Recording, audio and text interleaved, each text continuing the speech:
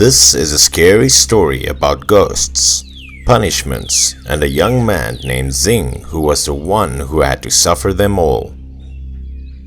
Back when Zing was a child, one day there was a clairvoyant coming to his house. He looked at Zing's face and said that the guy would be a glutton who was very greedy when he grew up and had to live off his parents. The clairvoyant then said he could change Zing's facial features. But Zing's mother scolded him badly as she was offended by him saying bad things about her son's looks. She then told him to get out of her house as she always had faith in Zing that he would become successful in life. However, Zing had become a sponger at an early age, as anywhere he saw people eating a good meal he'd always join them or ask them to have a part of it. The man didn't change his bad habits even when he had fully grown up. Day by day going to everyone's houses asking for food and not bothering to look for a job. His relatives were really annoyed, but they didn't know how to express their dissatisfaction with him. One day Zing asked his mom for some money as he wanted to attend a friend's wedding. As the mom put the money in an envelope, Zing opened it and found it was a bit too much for a wedding gift.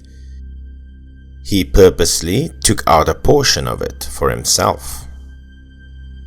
The atmosphere at the wedding was bustling with people talking excitedly. Only Zing was isolated as no one liked to sit near him, which slowly made him feel out of place. Lonely, drinking the liquor, Zing suddenly had a feeling of embarrassment. He left the party but no one seemingly cared about him. On his way home, Zing saw a strange, good-looking young man slowly approaching him. The man asked, "Hey, are you one of the villagers?" Zing slightly nodded his head. The man then warned him to be careful walking on this path at night and avoided looking at anything out of the ordinary if he didn't want to be in trouble. But Zing didn't take what the man said seriously. He kept staggering drunkenly but soon got startled by something before his eyes. There was a group of people sitting, doing something fishy, which aroused his curiosity. Zing was in utter bewilderment. It was already late at night. What were those people doing here? As the question still remained unanswered, the man felt uneasy as he realized he had encountered a series of bizarre things lately. The group appeared to be eating something on the way. Strangely, they picked up dirty stuff on the ground and ate them hungrily. There was an old lady to be seen yelling at them. But Zing wasn't bothered about it as he had to look for a place to urinate. After the man finished his business, all of a sudden everything around him disappeared. Even the tree where he had just finished taking a pee were no longer to be seen.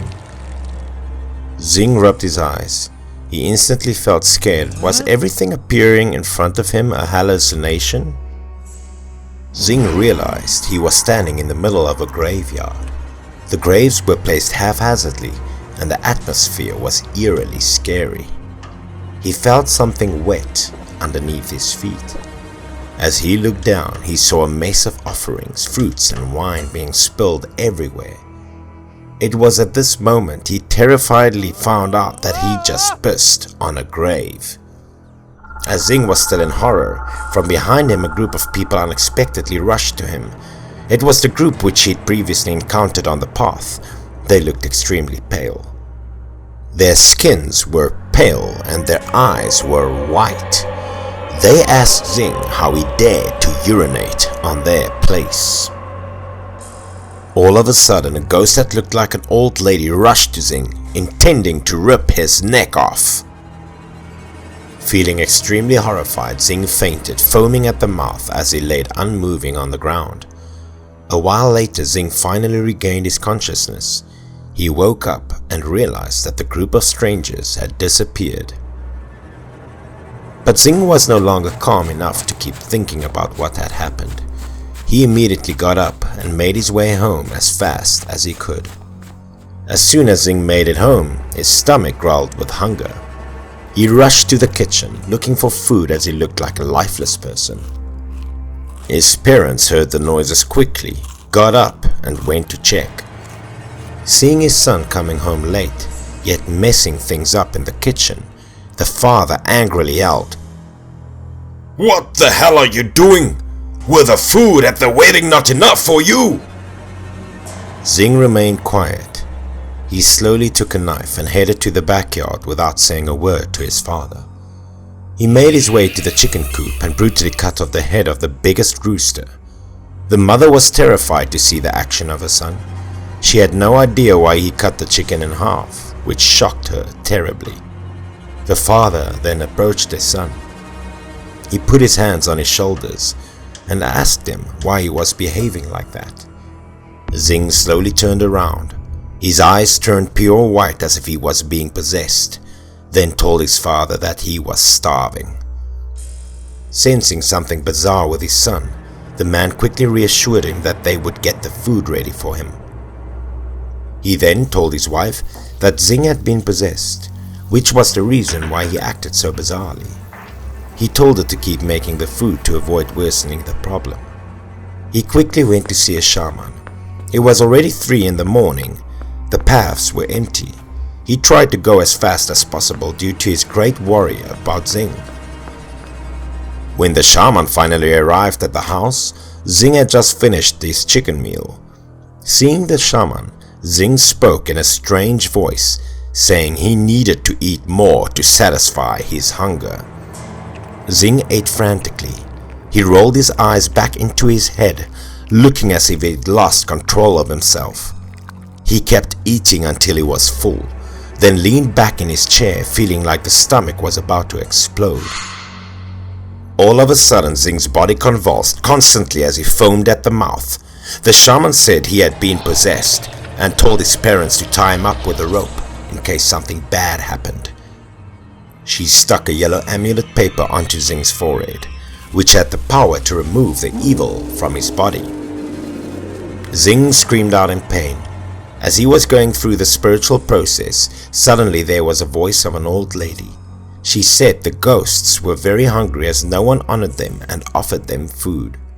The lady then told a story of hers, saying she was a miser when she was still alive. Even when she was bedridden, she still didn't want to go to the hospital as it would save her some money. The lady told her son to tie her to her bed for 7 days, then ended up dying due to starvation. Before she died, she told her son to bury her at the abandoned graveyard outside the village. The request was immediately turned down by her daughter-in-law, but her son did it anyway as it was her last wish. After her death, her brother was the only one that still remembered her as she went to clean her grave and offer food once in a while. The lady was furious that Zing had urinated on the food offerings. As a result, she had to possess him to find food to eat. The female shaman asked the ghost lady to forgive Zing and left his body, as his family promised to make offerings of food to her regularly. As everything had been settled, Zing's father thanked the shaman and saw her off. Before leaving, the shaman told him to take Zing to a hospital for checkup as the man had eaten many harmful foods. As Zing was taken to the hospital, the doctor was amazed to find out Zing had eaten lots of uncooked food, even swallowed chicken bones, and his stomach was bigger than that of a normal person.